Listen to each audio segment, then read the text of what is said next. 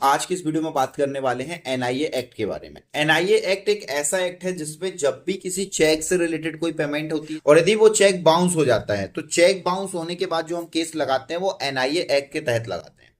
सबसे पहले तो मैं बात करता हूं आपको एनआईए एक्ट के बारे में। तो एनआईए एक्ट में सबसे बड़ी बहुत सारी खामियां हैं। पहली खामी तो ये है कि यदि किसी व्यक्ति ने मुझे चेक दिया है, उस व्यक्ति के अकाउंट में पैसे नहीं है और वो चेक बाउंस होता है तो बाउंसिंग चार्ज मुझे यानी कि चेक लेने वाले को देना पड़ेगा।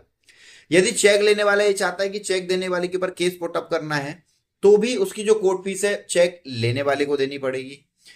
एडवोकेट लगाने के लिए चेक लेने वाले को एडवोकेट लगाना पड़ेगा।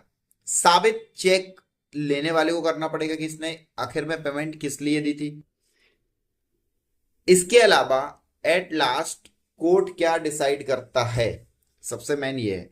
यदि कोर्ट स्ट्रिक्ट रहे तो सारी चीजें क्लियर कट होती है। स्टेट जजमेंट बताता हूं कर्नाटका का।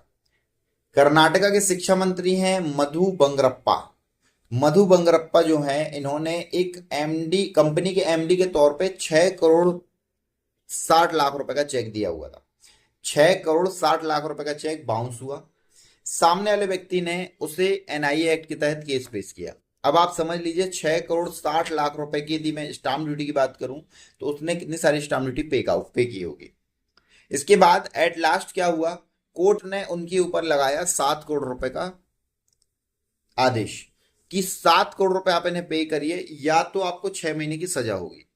अब 7 करोड़ रुपए या 6 महीने की सजा, सीधी बात है कोई भी व्यक्ति 6 महीने की सजा को ही काउंट करना चाहेगा। भाई 6 महीने की आप हमें सजा दे दो, सजा हमारी कंप्लीट हो गई, केस हमारा खत्म हो जाएगा। 7 करोड़ रुपए नहीं दे पाएंगे।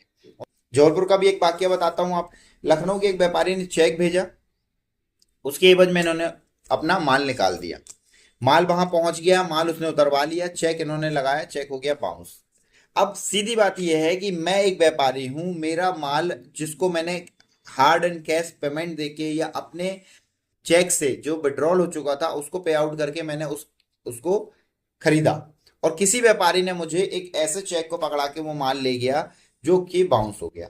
अब उसका केस लगाने के लिए भी मुझे पैसे देने हैं, उसके केस लगाने के लिए भी मुझे स्टाम्प ड्यूटी देनी है।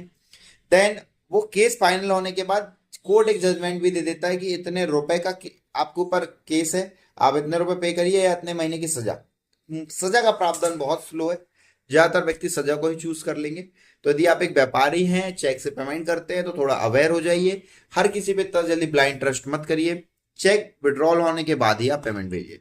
लेकिन इसमें दिक्कत यह है कि अगर आप एक व्यापारी की नजरिए से देखते हैं तो चेक विड्रॉल होने के बाद पेमेंट करनी है, लेकिन आप अगर एक ग्राहक की नजरिए से देखेंगे तो वो यही बोलेंगे कि भैया चेक विड्रॉल होने के बाद यदि अपने कार्ड सामान नहीं भेजा है, सामान डिफेक्ट भेजा तो क्या होगा।